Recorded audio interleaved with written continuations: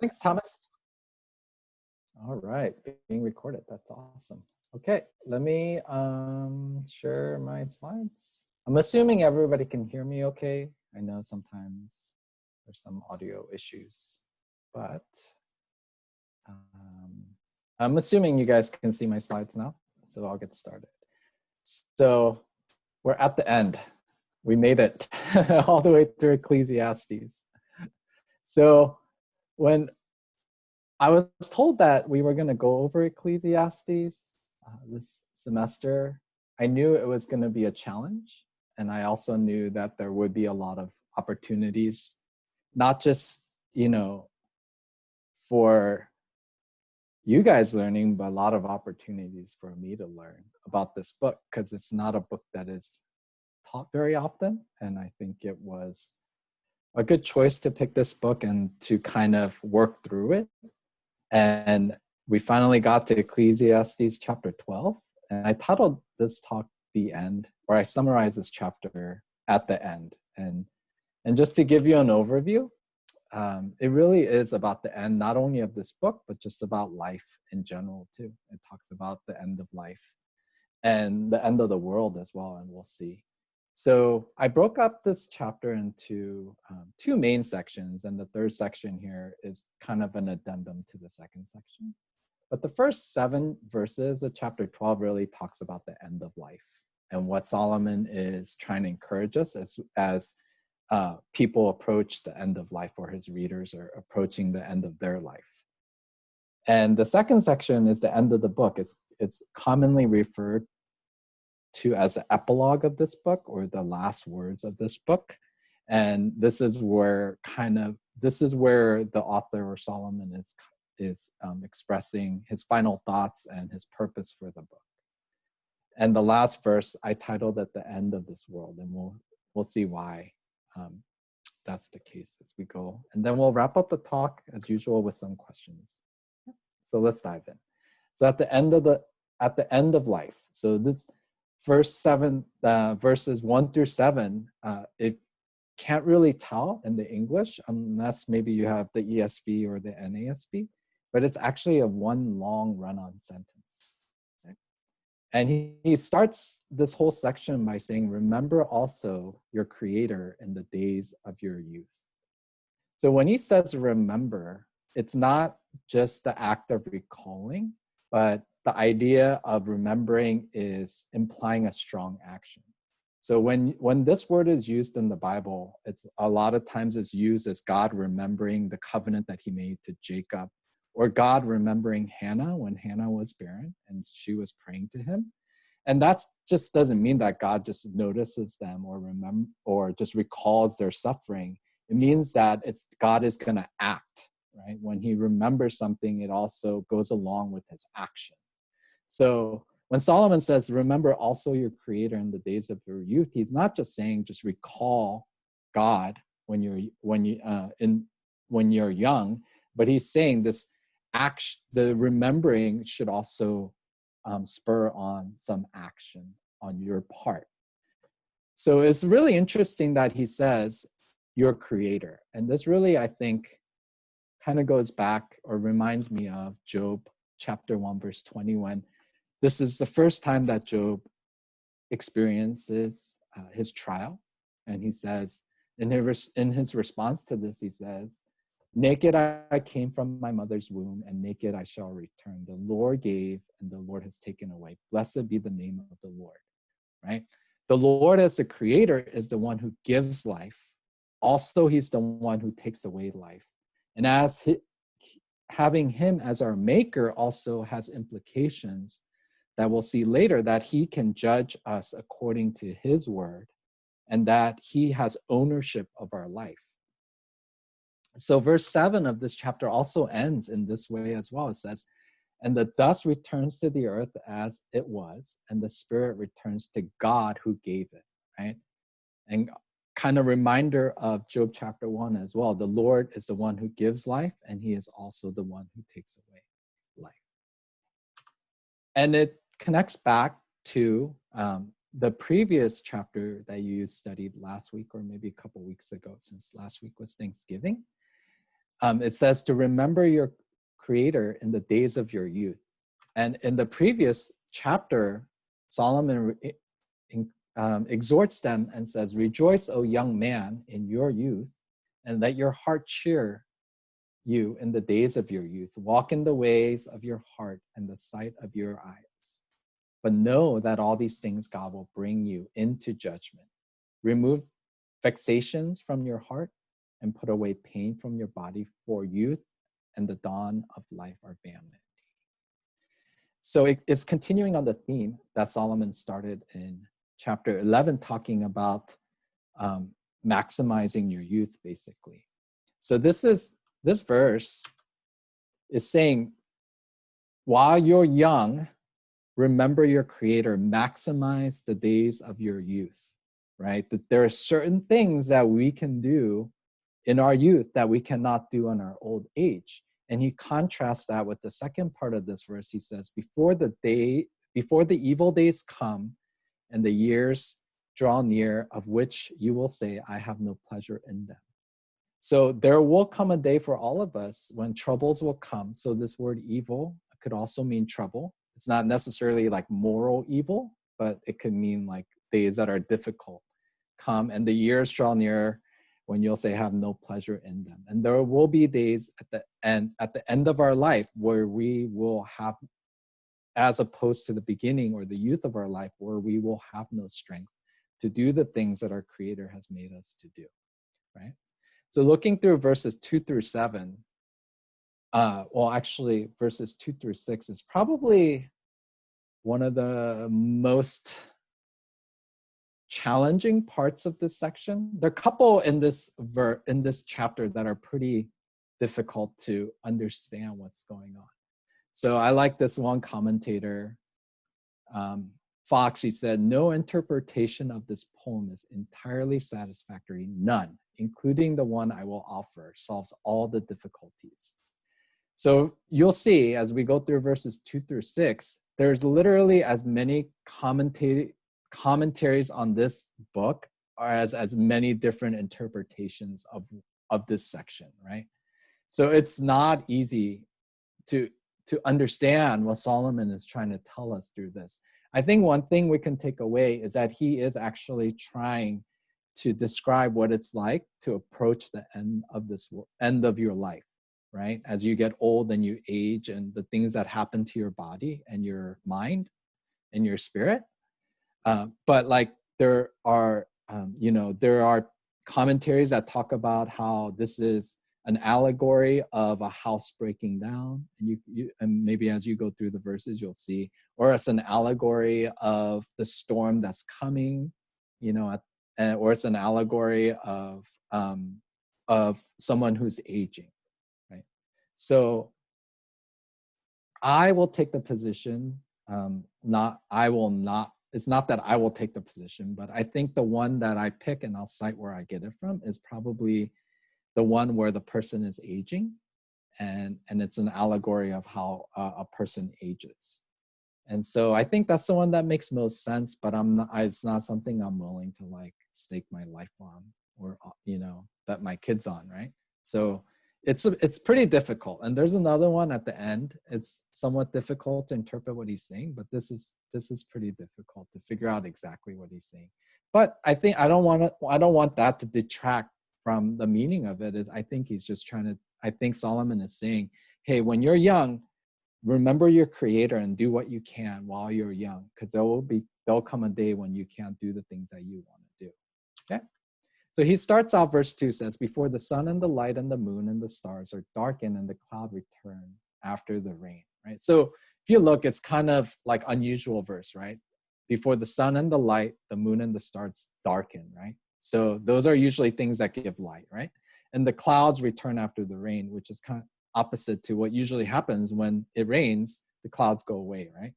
So this is very kind of has that apocalyptic, like end times kind of feel to it, but it is kind of a little indication of a storm that's coming, or a trial that's coming, or something that's difficult times that are coming your way. Okay. And so Walt Kaiser, in his commentary of this book, he takes the position that the next 3 verses are, or next 4 verses are are an allegory of a man that's aging. Okay? So if you look at verse 3, I'll just read that out loud. It says, in the day when the keepers of the house tremble, and the strong men are bent, and the grinders cease because they are few, and those who look through the window are dimmed. Right? So you're starting to see, you're like, oh my goodness. Like for me, trying to prepare for the study, I'm like, what is he even talking about, right? So according to Walt Kaiser, he's saying that the keepers of the house tremble. That could possibly mean that the arms and the hands tremble in an old age with palsy or feebleness. Strong men are bent, that the legs are bent in feebleness and the knees totter. Right?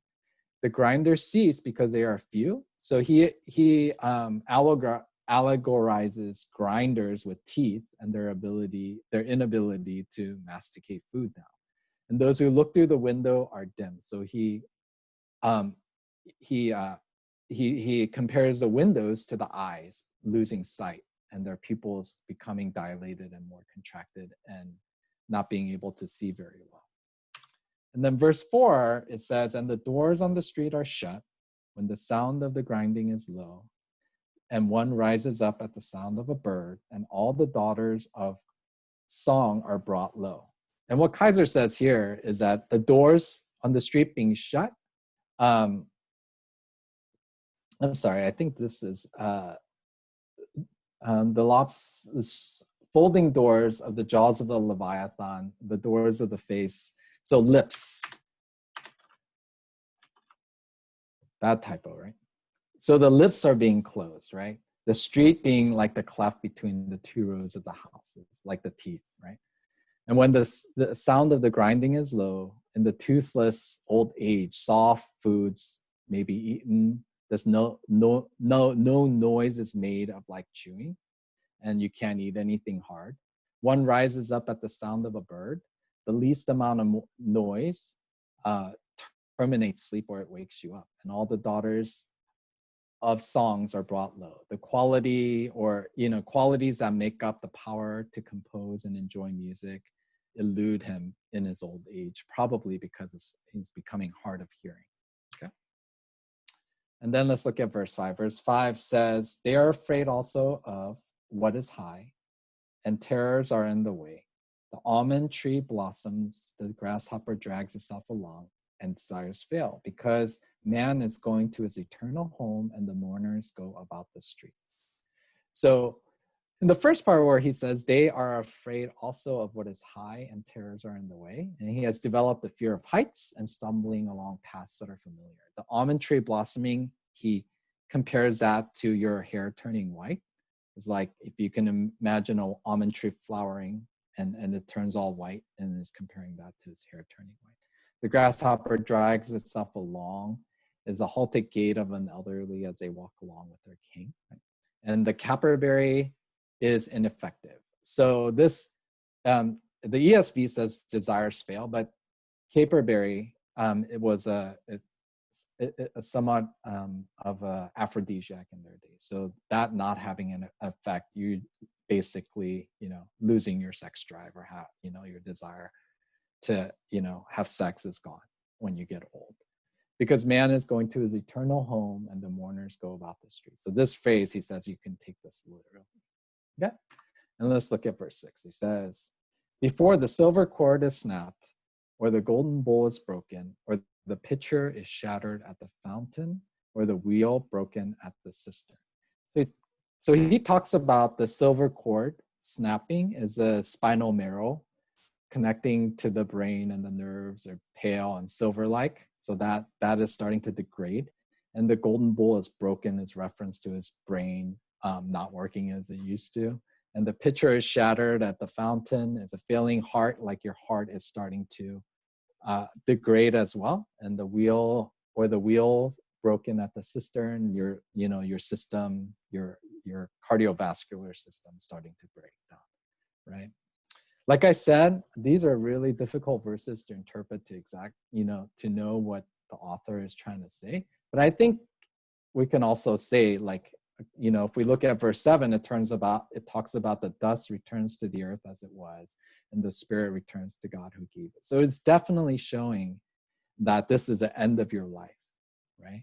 That you're coming to the end of your life, and that you are to remember also your creator, you know, when you're young, but when you come to the end, that you know, there are certain things that you'll not be able to do. And it's true for almost all of us, right? I mean, I would say all of us, we are going to come to that point where we cannot do the things that we want to do. We'll have to depend on other people to help us to do just basic things as well, right?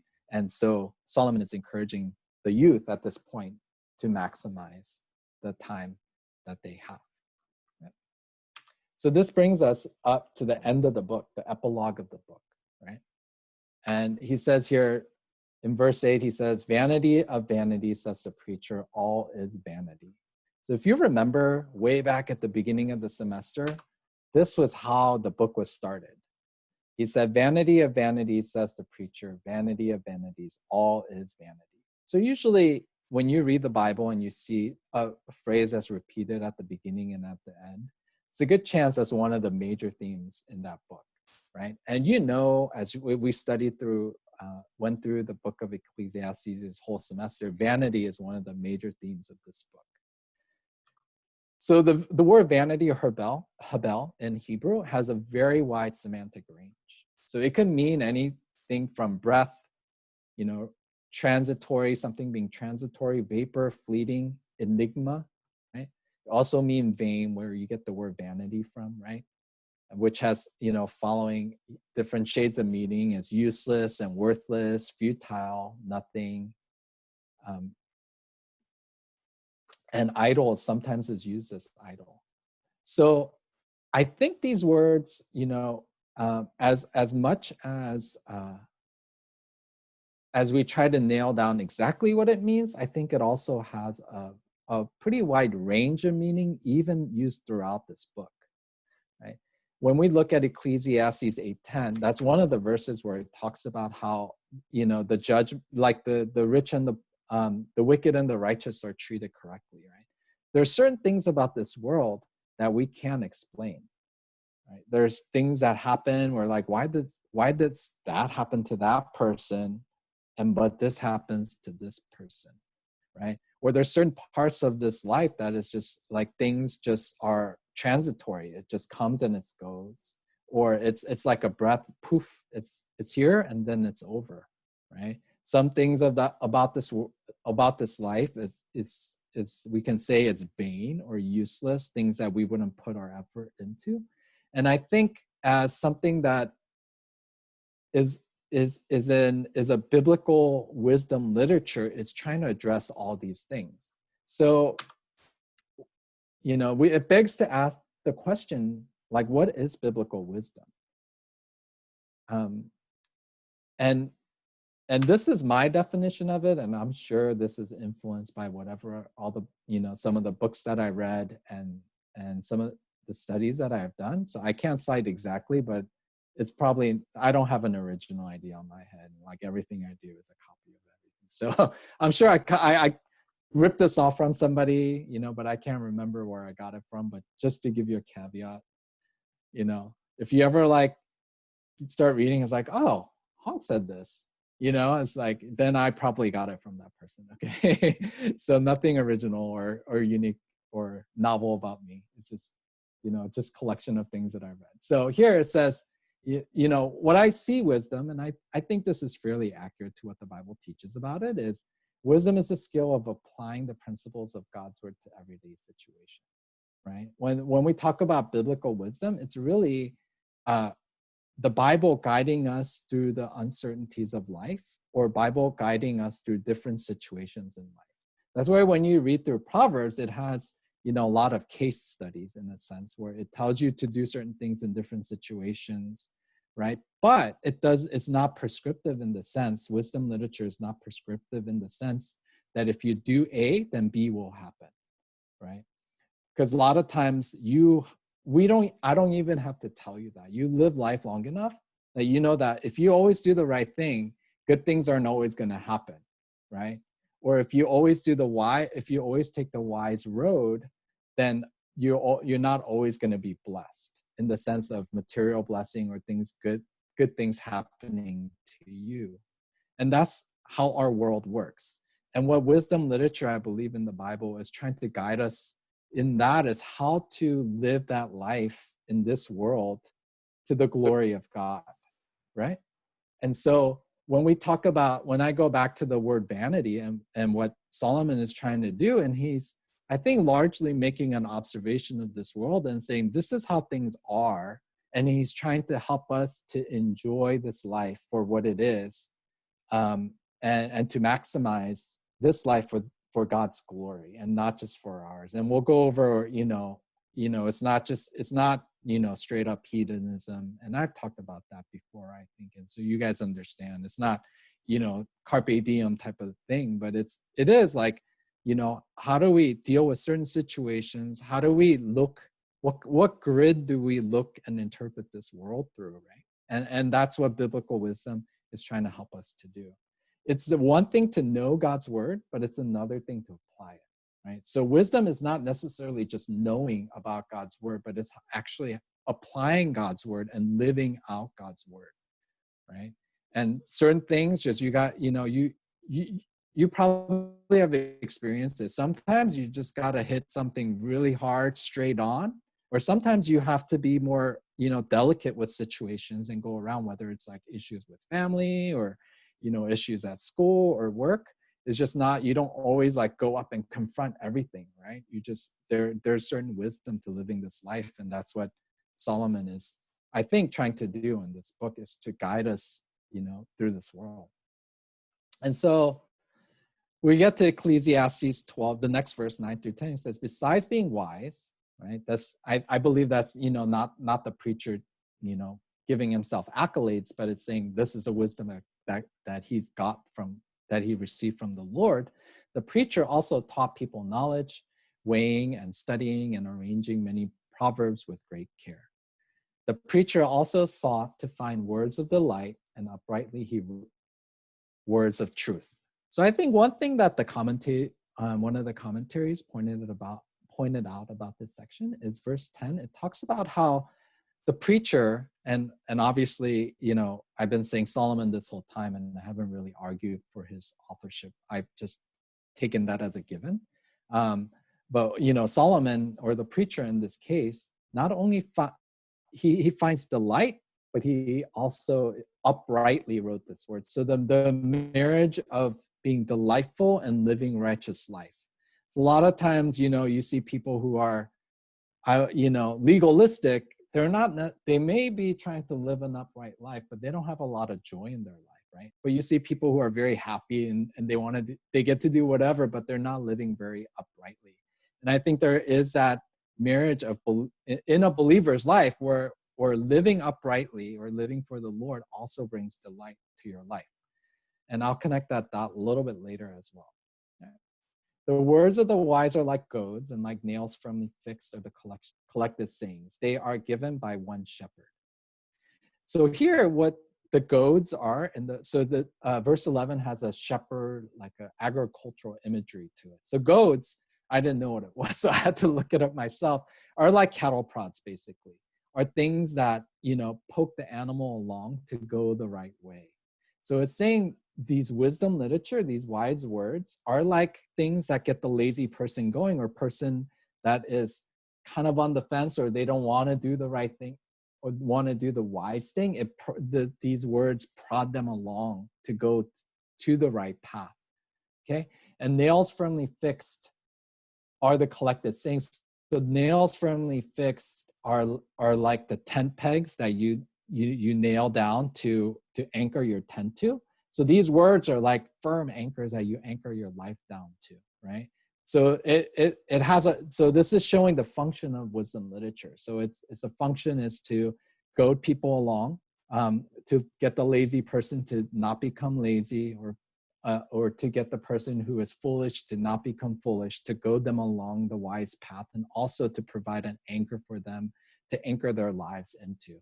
And they are given by one shepherd, right? And that one shepherd I think it's pretty clear that it's from the Lord. So these wise sayings from the Lord have this function. Another function that it has, and then it's another verse that I was mentioning earlier that's kind of hard to know what's going on, right? My son, beware of anything beyond these. Of making many books, there is no end, and much study is a weariness to the flesh. And as much as like verse 3-6 has many interpretations, this also has various interpretations to what Solomon is trying to say. And one of the principles of like teaching the Bible is not always is to try not to major on the things that are not as clear, but to major on the things that are clear. But just to address it, I think I think Solomon is saying like, hey, here are the words that I've given you, and don't go much beyond these. But there are people who've said like he may be making many books may mean like they're making books that are contrary or that are pagan books, right? Or just getting into these may bring weariness to the flesh. So, but yeah, I mean, there are some things in the Bible. I think my pastor said this a few times, and I really like what he says is, like when you read through the Gospels, the disciple, Jesus will tell them a parable, and they're like, "What does that mean?" And Jesus is, explains to them what it means, and it's very clear when he explains to them. I think it'll be like that for us when we go ask the Lord, like, Lord, what did you mean when you said this in Ecclesiastes 3-6? I think he'll just tell us, and it'll be like, oh, duh, that's what it meant, right? So I think those are things like, I look forward to when I see Jesus is like, or whoever wrote this, in this case, maybe Solomon, like, what did you mean when you said this? And when they explain it, you're like, oh, duh, that's of course what it meant, right? But to me right now, and maybe to you, most likely that this is not as clear as some of the other passages, right? And this brings us to really the purpose of why he's writing this. It says, end of the matter, all has been heard. Fear God and keep his commandments, for this is the whole duty of man. So I put the duty in a bracket because that duty is actually not in the original language. So what the way it should read is to fear God and keep his commandments, for this is the whole of man. And I think that is really important. I think supplying the word duty, I know what the translators are trying to do, because it doesn't flow, it doesn't sound right. But I think what the author is trying to say is that fearing God and keeping his commandments is the whole essence of a person, right? And so I talked about, and I've shown this over and over again, I talked about these refrains throughout the book where it tells you to enjoy life. And I talked about how these refrains are kind of like the glue that holds a book together. And then I've shown this diagram multiple times where I said, but enjoying life is under the umbrella of fearing God and keeping his commandments, right? It's kind of the constraint. But I want to go a little further today, and I don't think it's just a constraint, but I think it's the impetus, or it's the reason that we're able to enjoy life is because we fear God and keep his commandments, right? And this is all linked to wisdom literature. If you read through wisdom literature, you'll find verses like this, Proverbs 9:10. It says, fear of the Lord is the beginning of wisdom, and knowledge of the Holy One is insight, right? Living a wise life and fearing God are usually connected together. They're not separate things.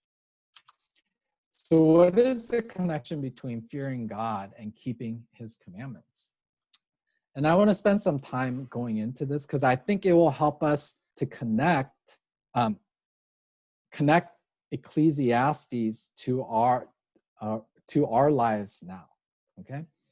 It's not just a book that was written for the people back then or the readers of Solomon's time, but it's actually written for us.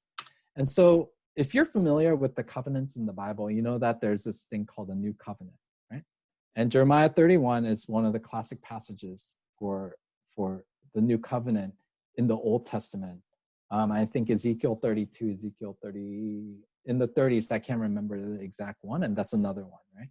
But let me read this for you guys. Behold, the days are coming, declares the Lord, when I will make a new covenant as opposed to the old one that they made that he made through Moses with Israel in the book of Exodus and Deuteronomy, with the house of Israel and the house of Judah. not like the covenant that I made with their fathers on the day when I took them by the hand to bring them out of the land of Egypt. My covenant that they broke, though I was their husband, declares the Lord. For this is the covenant that I will make with the house of Israel after those days, declares the Lord. I will put my law within them, and I will write it on their hearts, and I will be their God, and they shall be my people. If you read through the Old Testament, especially at the beginning, it's easy to miss, but there's a sense, especially in Deuteronomy, where he gives them the law. Deuteronomy is a section where he gives the law to the Israelites the second time. That's what it's called, Deuteronomy. It's kind of a misnomer in the sense, because it's not second time, but he's giving it to the second generation, right? Because the first generation, they did not do what God wanted them to do. They refused to go into the promised land. So he made them wander. And that's when the second generation went in, right? Except Joshua and Caleb were the two from the first generation that got to go into the promised land with the second generation. But he says here in that section, when you read through Deuteronomy, it talks about how because they don't have hearts that are circumcised, that these laws that God is giving them, this covenant that he's making with them, that they're going to break it because they're incapable of obeying the law because they don't have the right heart to do it. So when Jeremiah talks about the new covenant, he's saying this new covenant is different from the old in the sense that the new covenant doesn't start from outside in. It doesn't have a condition of you keeping the law. But because you cannot keep the law, God will keep it for you, and he will write the law into your heart, right? So heart in the Old Testament is not just like the affections of the heart, but in the Hebrew, the heart is kind of the, one of my pastors called it's the mission control center of your life. So everything that flows out of your life in the Old Testament is from the heart, right? So basically what Jeremiah is saying, what God's going to do is because you're broken inside and in your brokenness, you're incapable of keeping the law, that God will replace your heart with a new heart and he will write the law into your heart, right? And this is meaning that because they have a new heart, now they will be able to obey. And you guys are starting to see the connection with the Christian life, right? We're all new covenant believers. This covenant was made with Israel and the house of Judah, but we don't have time to get into it. It also encompasses the Gentiles, and this is how God's plan is to save the world, is through the new covenant to bring in those who are outside Israel and Judah into his saving grace. And part of this new covenant, it says here, if you read further, and this is actually Jeremiah 32, and sorry for the mistypo here, but in the next chapter, he says, behold, I will gather them from all the countries of which I drove them in my anger and my wrath and in great indignation. So if you remember the history of Israel and Judah, they get exiled, right? Because God told them at the beginning, in Deuteronomy, if you don't obey my law, you will be cursed and you will have to be taken out of the land and you will go serve other nations.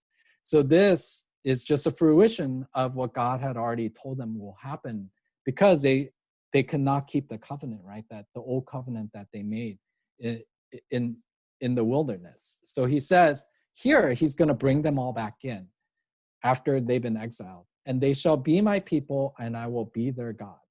I will give them one heart and one way that they may fear me forever for their own good and the good of their children after them.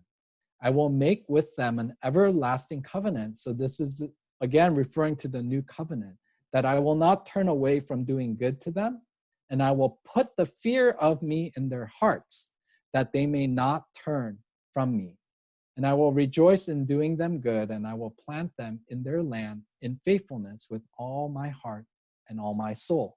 So in the previous verse, we learned about how that God is going to write the law into their new heart. And part of the new covenant also is that God's going to put the fear of him into their hearts, right? So as much as for new covenant believers, our obedience is from inside out, right? We obey because God has changed our hearts. He has fundamentally regenerated our spirit so that we're capable of obeying him and our desires, our heart, our mission control center has fundamentally been replaced with a new one that has different affections and different desires to obey God and to keep his commandments. But along with that, it says here that God's also gonna instill into that new heart a fear of him, right? So that's something that God is doing for us as well as new covenant believers, that we all, as people who are into this new covenant, in the new covenant, that we have hearts that fear God naturally, right? As we have hearts that are naturally able to obey God, we have hearts that are naturally able to fear God. And as you guys know, that doesn't mean that we obey God perfectly, right? It doesn't mean that we fear God perfectly, but we're not like people with the old hearts who's incapable of obeying the Lord, who are incapable of fearing God, right? But God has replaced that, so we're now capable and we're able to do these things. If you go to the New Covenant passage about Ezekiel, that's the covenant where it says in the New Covenant, God's going to put his spirit into his people, right? So that's where now you may be connecting all the dots. It's like, oh yes, the Pentecost is a fulfillment, of that as well. And so it's really amazing here when God tells the people that they're to fear him. And it's not just the doing of it, it's actually the essence, our whole duty, not duty, but our whole essence of a believer is to fear and obey the Lord. And so, you'll see verses like this in the Old Testament in Psalm 133-4. It says, if you, O Lord, should mark iniquities, O Lord, who could stand? And you may be familiar with this psalm. It's a very famous psalm. It says, but with you there is forgiveness, that you may be feared, right? Through the forgiveness of Christ, we're brought into the new covenant community. And with that they're in this new covenant community, that we are marked with the fear of God. So that begs the question, right?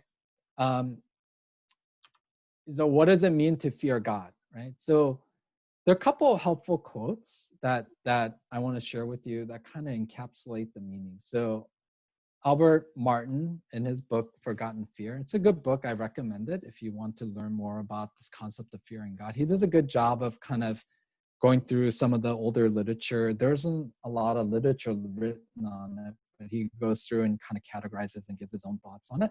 But he says, the fear of God, which is the soul of godliness, is the fear that consists in all reverence and honor and all these things in a profound measure of their exercise. And John Murray in Principles of Conduct, he says, a controlling sense of the majesty and the holiness of God and the profound reverence which his apprehension draws forth constitute the essence of the fear of God, right? I think a good thing here, good point to kind of bring out here is a controlling sense of his majesty. And I kind of mentioned this briefly before, but when you fear something, it controls you, right? If you think about fearing heights, right? If you fear heights, or if you're afraid of the dark, that controls your behavior. You don't go to high places, or you don't put yourself in a situation where you're going to be exposed to your fear. You're always going to protect yourself. You're always going to try to arrange your life in a way that avoids whatever you're afraid of, okay? In the same sense, like when you fear God, you are constantly reminded in your mind of who God is, that his majesty, his holiness, your reverence for him is always on the forefront of your mind, and that controls the way that you live, right? And you can start to see how this isn't something that's natural to a sinful man. This is a supernatural thing that God puts into our hearts as part of the work that he's doing in the new covenant, is that he gives us a sense of who he is, and that controls the way that we live. So when we talk about like fearing God and obeying his commandments, they're kind of, in a sense, it's a bad analogy, but just something that I can think of. It's kind of two sides of a same coin, right? It's the same thing, basically. It's just different aspects of it. You can't fear God and not obey his commandments. And if you correctly obey his commandments, you're definitely fearing God. right? So those are two things that are put together, And so when Solomon says, the end of the matter, all has been heard, fear God and keep his commandments, that's pretty much the essence of us as, God's people, is that we are marked by this, that we're marked by people who fear God and who keep his commandments. Okay? And so the fear of God, I said, leads to wisdom, right? We talked about that verse, that fear is the beginning of wisdom. Fear of God is also the beginning of knowledge. And that wisdom leads to joy. God's purpose for us is not to have a miserable life. God is not a killjoy in this sense. But God is trying to instruct us through his wisdom literature, which we can't have without fearing him first, is how to best enjoy this life and how to live this life in a way that honors him. And so we come to verse 14, right? It says, for God will bring every deed into judgment and every secret thing, whether good or evil. And this is the end of the verse, right? And this is connected to the fear of God. If God is all present, if omnipresent, he's omnipotent, he knows all things, he's omniscient, that he will know everything that we do. And that his knowledge in that will be involved in our judgment, that he will uncover every secret thing. Right? For us as believers, I don't know if you know about the different types of judgments in the Bible, but there are a couple main ones, right? I would say they're, I'll just leave it at that. They're debatable as to like whether they're the same judgment at the same time, or if they're happening at different times, and depending on what your eschatology is, it may be happening at the same time or different times. So for the purposes, I'll just say different types of judgment when they occur. I'm not going to talk about that right now. But there's a thing called the Bema Seat judgment, and we get this from 2 Corinthians 5:10. And this Bema Seat judgment, the Greek word Bema, it means like a step. So this kind of judgment is a picture of in the ancient Greek days during the Olympic Games, when people would receive their medal or their reward or their wreath for how well they competed. So this is kind of a reward-based judgment. In 2 Corinthians 5:10, Paul says, for we must all appear before the judgment seat of Christ, so that each one may receive what is due for what he has done in the body, whether good or evil, right? It's a pretty analogous verse to what Solomon is saying here, that this is not a judgment of condemnation in the sense for a believer, but there is a sense of judgment for us that is sobering, that God will take an account of how we lived our life here on earth, right? Whether, and also that those things will be exposed and that we will receive rewards based on the things that we have done, right? So this is not like in the sense like I'm better than you reward type of thing, but in the sense that God will acknowledge those if they've been faithful in the measure that they have been faithful with what they've been given, and he will also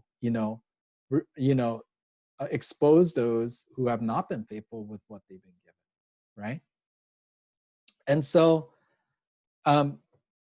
this, it's sobering for us to think about this as believers, that we're accountable for this life as well. We don't have a free pass in the sense of like, oh, I'm saved so I can do whatever I want, right?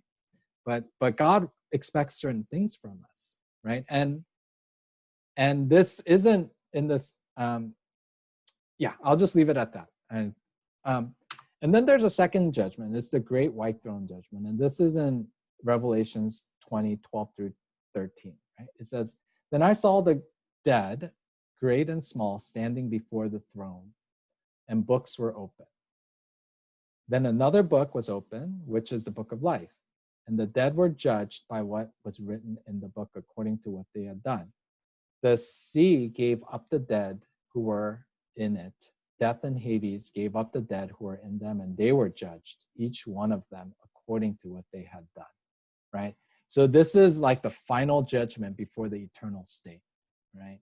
Is that God is going to also judge the wicked as well. And I didn't include the rest of it, but it's basically they're going to go into eternal damnation, eternal hell, right? Right now, they're kind of not in, it's not purgatory, but they're in a temperate, judgment right now, but when that eternal state, before the eternal state comes, I don't know if you know this or not, as much as there's a resurrection of believers, there's also resurrection of unbelievers as well, right?